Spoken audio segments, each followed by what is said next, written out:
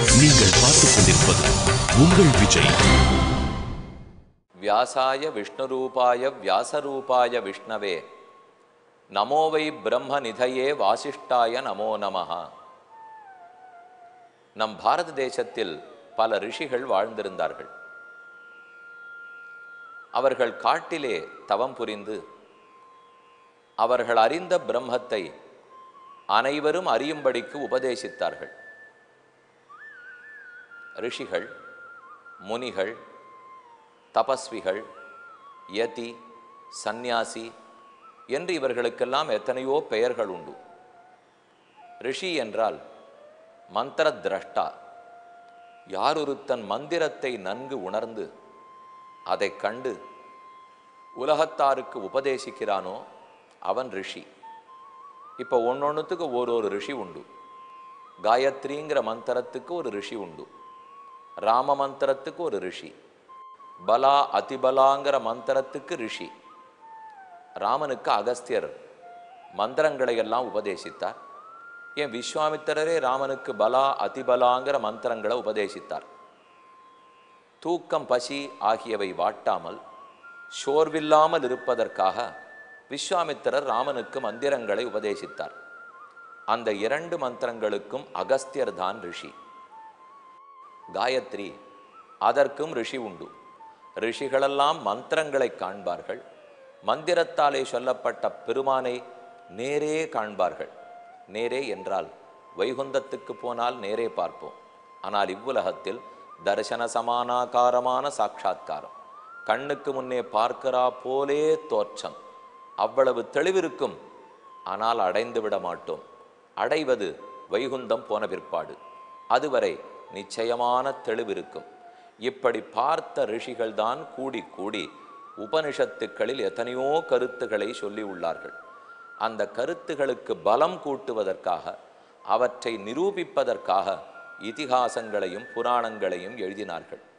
வேதவியாசர் இவர்களுள் மிகச்சிறந்தவராக கொண்டாடப்படுகிறார். பராசர மகர்ஷிக்கும் சத்தியவதிக்கும் பிறந்தவர் வியாசர். அவர் யமுனை ஆற்றின் நடுவிலேயே ஒரு சிறு தீவு, அந்த தீவில் பிறந்தார். பகவத் பாதராயணர் என்னவருக்கு பெயர்? துவைபாயனர். இவருக்கு இயற்பெயர் கிருஷ்ணன் என்பது. கிருஷ்ணன் துவீபத்தில் பிறந்தபடியால் துவைபாயனர்னு பெயர் பெற்றார். அவரை கிருஷ்ணத்வைபாயனர்னு சொல்கிறோம். பெயர் கிருஷ்ணன்கிறதுனாலேயும் துவீபத்தை இருப்பிடமாக கொண்டு பிறந்தபடியாலேயும் கிருஷ்ணத்வைபாயனர்னு பெயர்.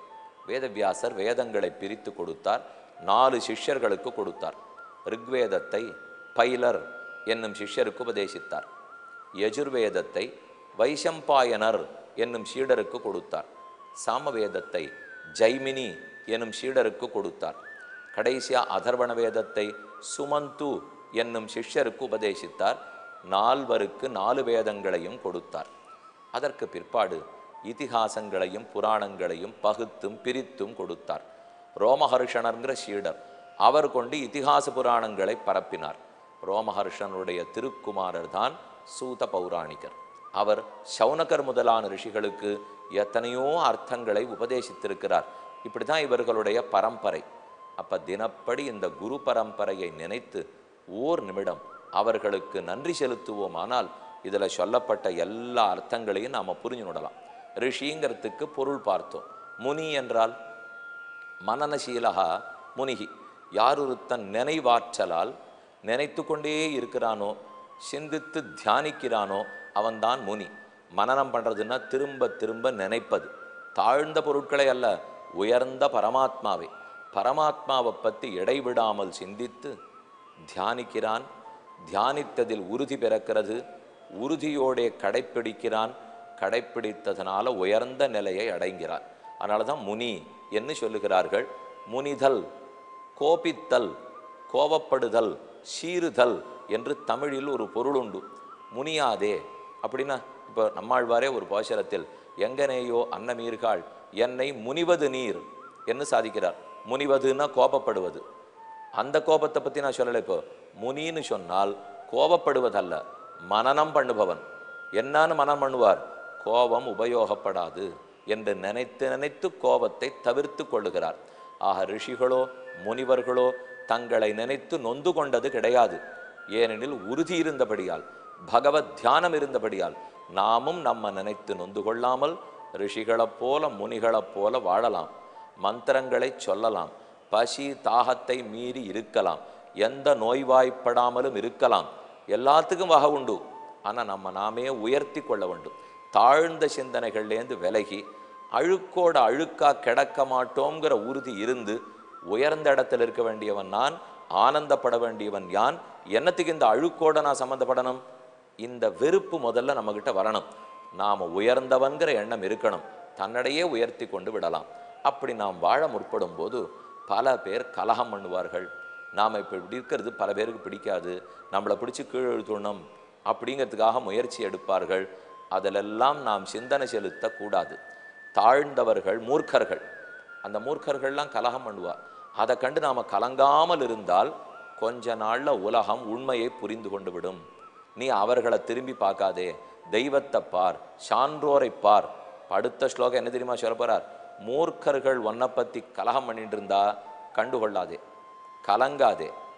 யார் சான்றோனோ கடவுளோ அவன் உன்னை பற்றி என்ன நினைக்கிறான் அதை பற்றி மட்டும் யோசி. ஸ்லோகம் பார்ப்போம். நிரர்த்தம் கலகம் பிராஜ்ஞா வர்ஜயேன் மூட சேவித்தம் கீர்த்திஞ்ச லபதே லோகே நச்ச அனர்த்தேன யுஜ்யத்தே. ஒருத்தன் அனர்த்தத்தோட சேர்றதில்லை. அனர்த்தன்னா தாழ்ச்சி, கெட்டுப்போதல். அவனுக்கு கெடுதியே வராது. யாருக்கு கெடுதி வராதுன்னா, யாரோ ஒருத்தன் ஒன்றும் தெரியாதவன், மூர்க்கன், மூடன், அவன் நம்மளை பற்றி ஏதோ ஏசறான்னு வச்சுங்க. வேணும்னு நம்மளுக்கு கோபம் மூட்டுற மாதிரி பேசுகிறான், ஏசுகிறான். நம்ம பற்றி டிஃபமேஷன், என்னென்ன டிஃபேமேஷனுங்கிறமோ இல்லையோ, நம்முடைய ஃபேம். இப்போ ஒன்றும் நமக்கு பெருசாக ஃபேம் எல்லாம் இல்லை, ஆனால் என்னமோ டிஃபேம் பண்ணிவிட்டதா நினச்சிக்கிறமோ இல்லையோ, அதை பற்றி பேசுகிறான். அப்படியெல்லாம் மக்கள் ஏற்றுனிடவே மாட்டார்கள். அவர்களும் யோசித்து யோசித்து தான் முடிவெடுப்பார்கள். ஒருத்தர் உண்மையானவராக இருந்தால் அவரை பற்றி இடைப்பட்ட காலத்தில் என்ன புரட்டும் பொருளையும் வந்தாலும் அதை எத்தனை பேர் கிளப்ப பார்த்தாலும் கடைசியாக உண்மைதான் வெல்லும். நடுவில் இப்படி அப்படி தழும்பல் இருக்கும். நீங்கள் பார்த்துக் கொண்டிருப்பது உங்கள் விஜய். எல்லாருக்கும் மன உளைச்சல் இருக்கலாம், ஆனால் அந்த உளைச்சல் படாதே. மானத்தையும் அவமானத்தையும் சமமாக நினச்சிக்கோ. யாரோ மூர்க்கன் சொன்னதை கண்டு தான் கலங்காதே. அவன் அப்படித்தான் பேச போகிறான். அது ஏதோ இப்போ ஒரு நாய் குலைக்கிறது, சந்திரனை பார்த்து ஓ நாய் குலைச்சதுன்னா சந்திரனுடனே என்னை பார்த்து நாய் குலைக்கிறதே அப்படின்னு கவலைப்பட முடியுமா? மலையை பார்த்து நாய் குறைத்தார், மலை உடனே நடுங்குமா? நடுங்காது. அதே போல மூர்க்கர்கள் நல்லவர்களை பார்த்து குறைக்கலாம், அவர்கள் அவரிடத்தில் குறை கண்டுபிடிக்கலாம். அப்படியானாலும் அவன் கலங்கக்கூடாது. இன்னொன்று, அவர்களிடத்தில் திரும்ப கோபமே படாதேங்கிறார்.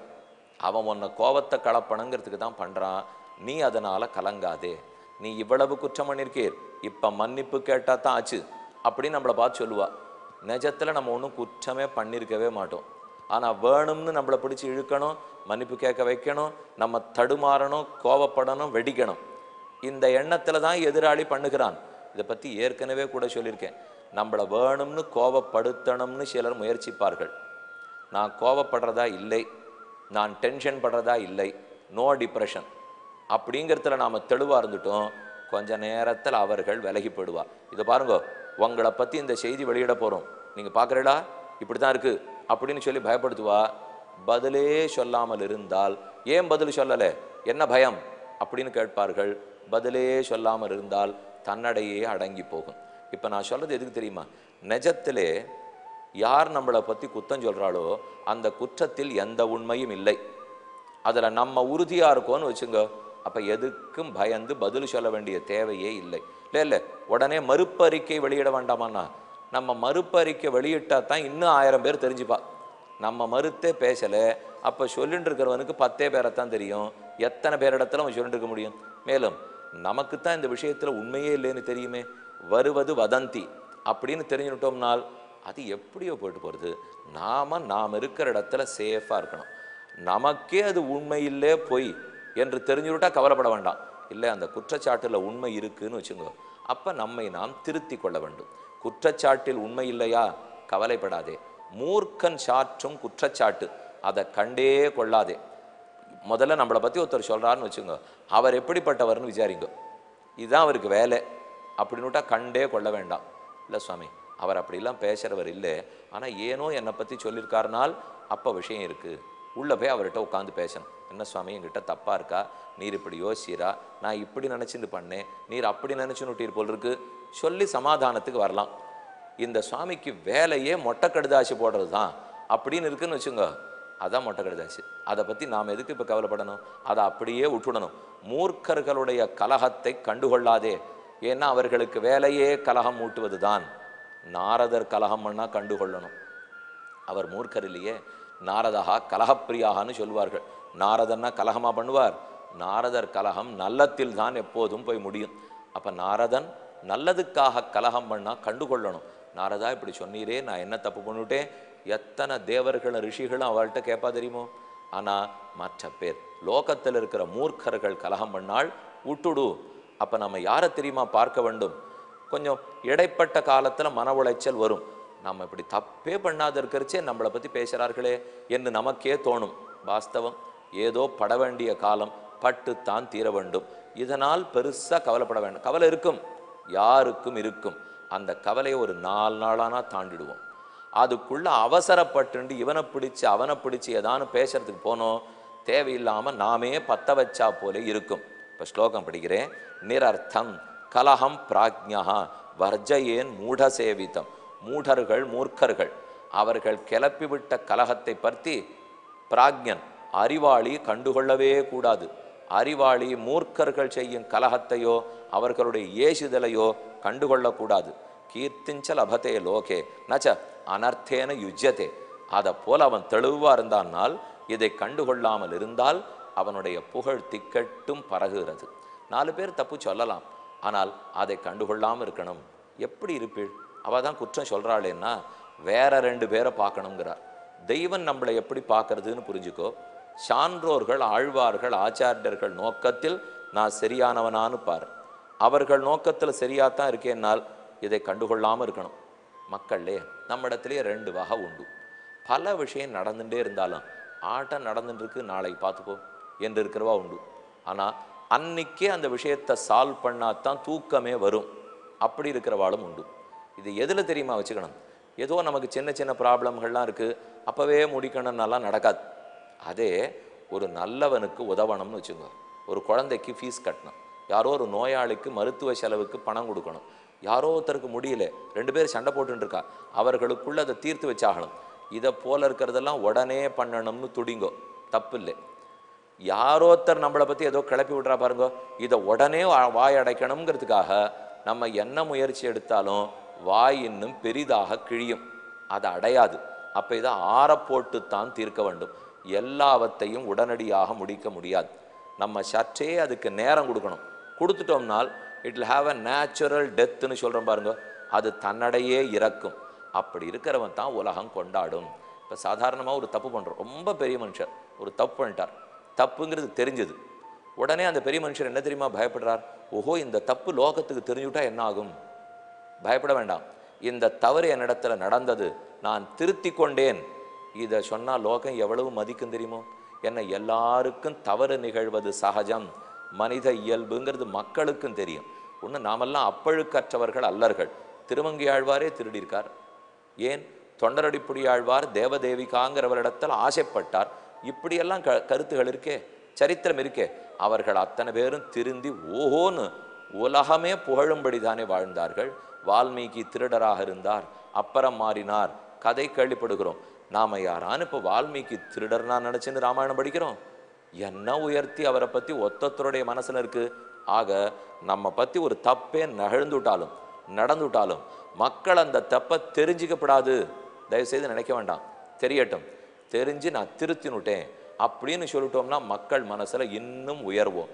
ஆக சான்றோர்கள் மக்கள் இவர்கள் என்ன நினைக்கிறார்கள்னு பார், தெய்வம் நம்ம மன்னிக்குமான்னு பார், அவர்களை பற்றி மட்டும் கவலைப்படு.